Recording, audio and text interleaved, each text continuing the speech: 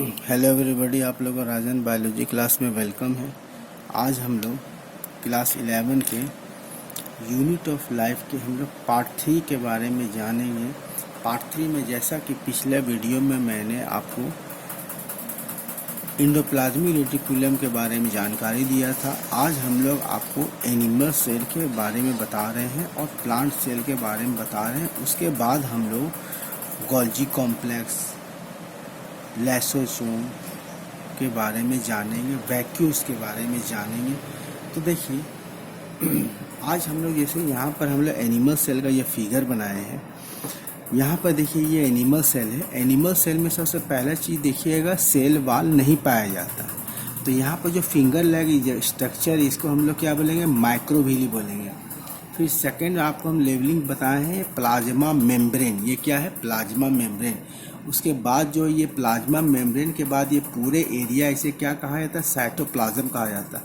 फिर उसके बाद ये देखिए इसके पे गोल गोल स्ट्रक्चर अवेलेबल नहीं है। ये गोल गोल स्ट्रक्चर को राइबोसोम कहते हैं। ये गोल गोल स्ट्रक्चर को क्या कहा जाता है, राइबोसोम। जब एंडोप्लाज्मिक रेटिकुलम में राइबोसोम प्रेजेंट नहीं रहेगा तब इसका नाम रहेगा स्मूथ एंडोप्लाज्मिक रेटिकुलम। और ये आपका माइटोकॉन्ड्रिया, माइटोकॉन्ड्रिया के बारे में याद रखिएगा, ये power house of the cell होता है।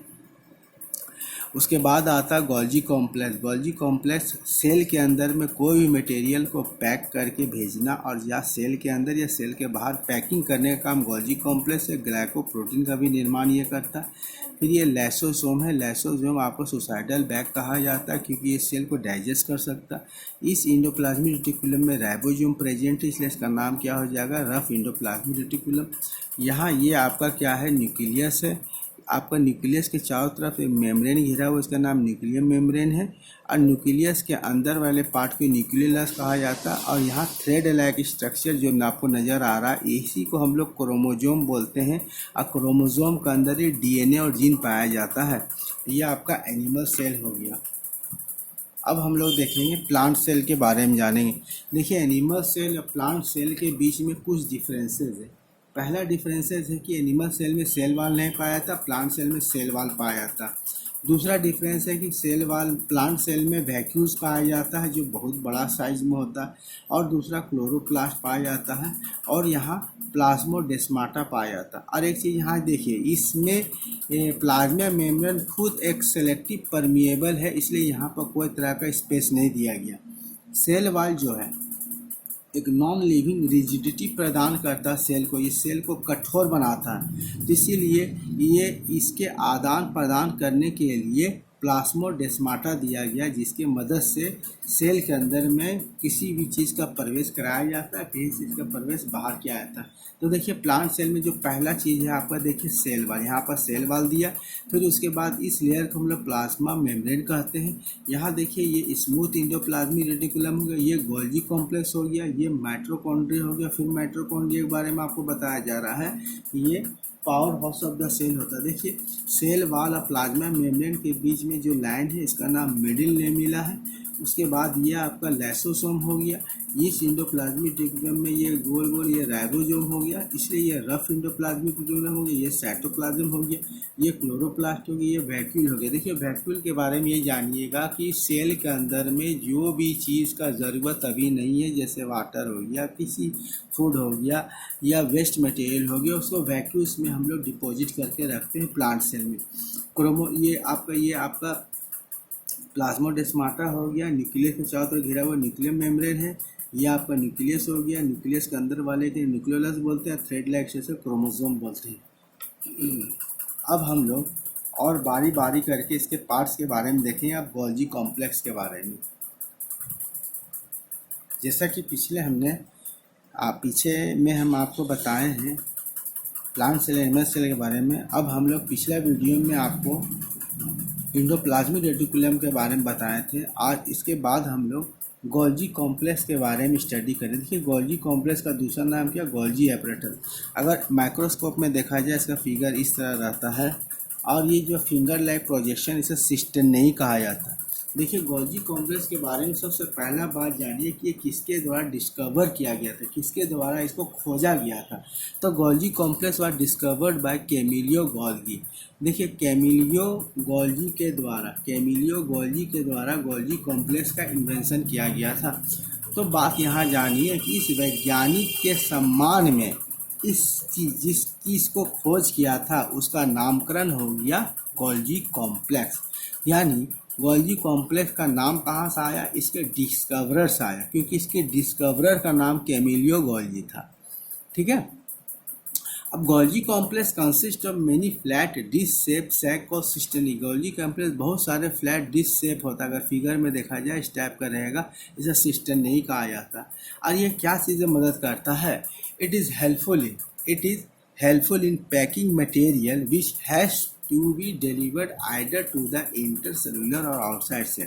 देखिए सेल के अंदर बहुत सारे मूवमेंट, बहुत सारे ट्रांसपोर्ट होता है। अगर किसी मटेरियल को, जैसे सपोज दैट राइबोसोम के द्वारा प्रोटीन बनाया जाता है, इस प्रोटीन को टारगेटेड साइट पर डिलीवर करने के लिए गोल्जी कॉम्प्लेक्स उसको पैक करके टारगेटेड साइट में भेजता है। या किसी भी चीज़ को अगर हम लोग को सेल के बाहर भेजना है, सेल के बाहर दूसरे सेल में भेजना है, तो उससे भी गोल्जी कॉम्प्लेक्स पैकिंग करके उसे आउटसाइड द सेल भेजा जाएगा। और फिर इसका एक तरह जानिए, एक प्रकार के ये पैकिंग करने का काम करता है। गोल्जी कॉम्प्लेक्स का काम क्या होगा, पैकिंग करने का। किसी भी चीज़ को, मान लीजिए जैसे कोई एंजाइम है शरीर के अंदर बनता है, इस एंजाइम को शरीर के बाहर भेजने के लिए, या मतलब सेल के बाहर भेजने के लिए, सेल के अंदर कोई एंजाइम बनता है और उस एंजाइम को सेल के अंदर किसी दूसरे जगह भेजने के लिए या सेल के बाहर भेजने के लिए गोल्जी कॉम्प्लेक्स उसको पैक कर करके एक जगह से दूसरे जगह भेजेगा।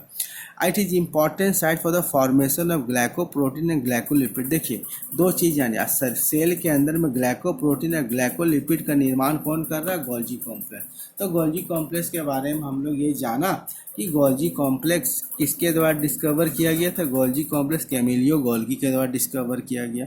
इसका काम क्या है, इसका काम है कोई भी मटेरियल सेल के अंदर जब डिलीवर किया जाएगा तो उसको पैक करके ट्रांसफ़र किया जाएगा। और ये क्या चीज़ का निर्माण करता है, ये ग्लाइकोप्रोटीन का और ग्लाइकोलिपिड का निर्माण करता है।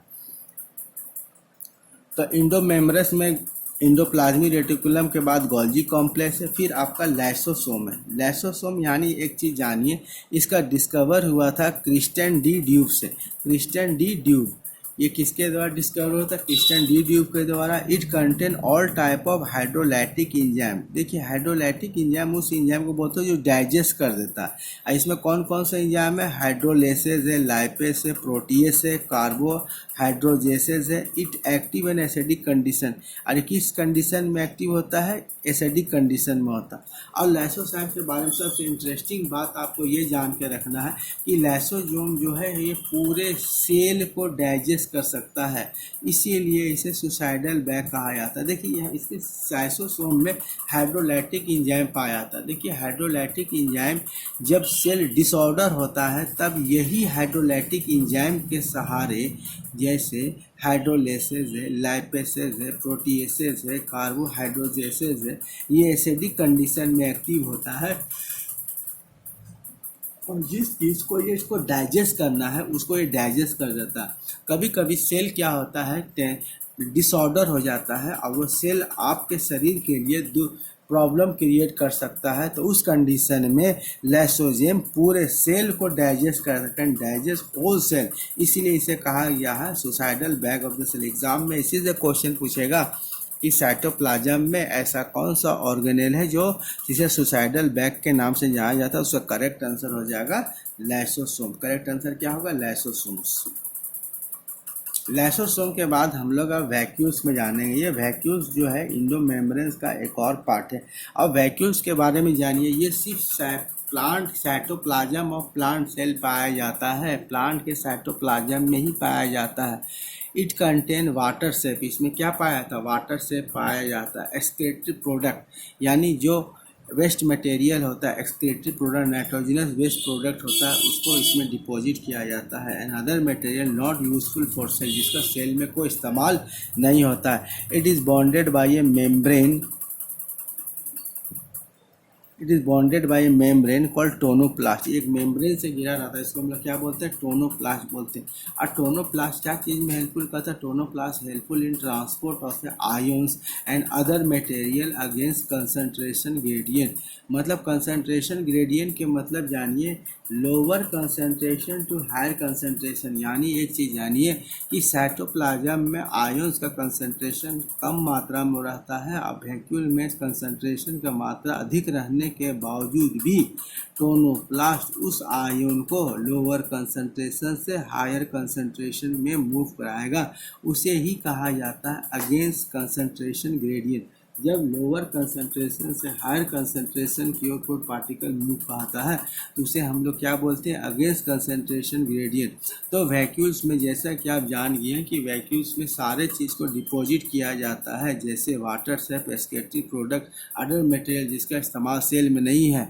तो ये अगर वो जो साइटोप्लाज्म में उसका लेवल कम हो और वो वैक्यूल्स में भी अगर ज़्यादा मात्रा में प्रेजेंट हो, हाई कंसंट्रेशन हो, तो भी ये टोनोप्लास्ट उस आयंस को वैक्यूल्स के अंदर में प्रवेश करा देगा।